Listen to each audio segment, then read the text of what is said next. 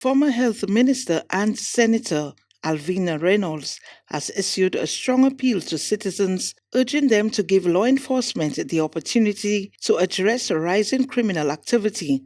Speaking ahead of Senate earlier this week, the former health minister emphasized that violence should never be the solution to conflict and urged the public to find alternative, peaceful ways to resolve disputes. It cannot be right because it continues. You do it and then your life is at risk.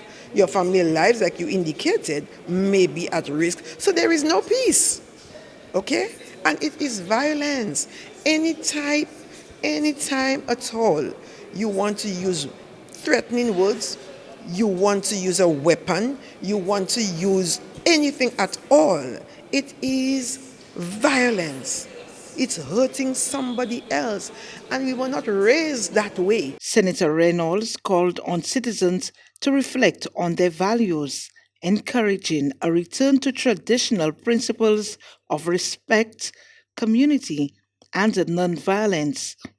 She stressed the importance of managing anger and not letting emotions escalate into actions that could have dire consequences. The same way we can have Venus Rassaman Cherry, Dr. King, and so on can go down to Viewfort and sit and intervene.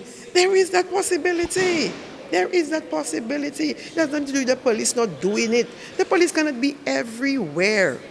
Okay, and they too are traumatized every time they have to be called up. In light of the growing crime wave, Senator Reynolds emphasized that the police must be given the chance to do their jobs. She noted the cooperation between law enforcement and the public is critical in the fight against crime and the restoration of peace in communities. No matter what the situation is, I've never heard all countries bigger than St. Lucia, they sit around the table and they negotiate. It might take days, it might take months, but they negotiate. There's mediation, there's conflict management. We must learn to manage our anger.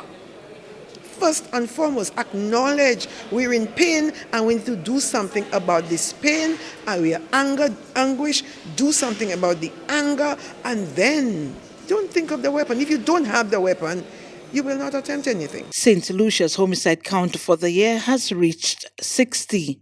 Cecil Actil, MBC Prime.